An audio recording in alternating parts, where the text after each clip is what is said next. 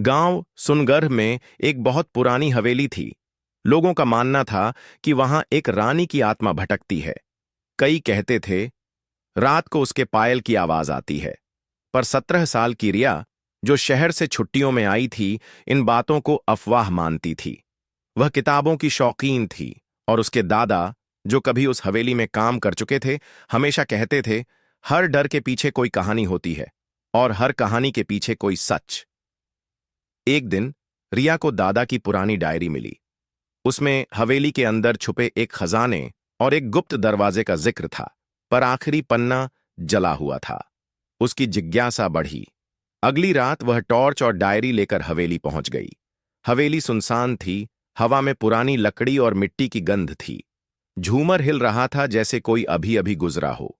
एक कमरा था जहां दीवार पर एक उभरा हुआ चिन्ह था। डायरी में लिखा था, जहां रानी ने आखिरी सांस ली, वहीं है रास्ता खुला। रिया ने दीवार पर हाथ फेरा।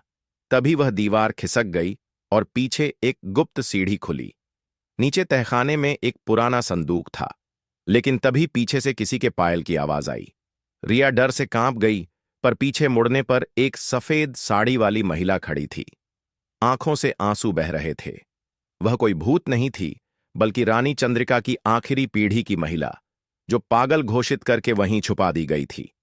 दरअसल हवेली का खजाना गांव वालों के लिए रखा गया था, लेकिन लालची राज परिवार के कुछ सदस्यों ने सबको मारकर सच छुपा दिया और इस महिला को पागल करार देकर हवेली में कैद कर दिया गया।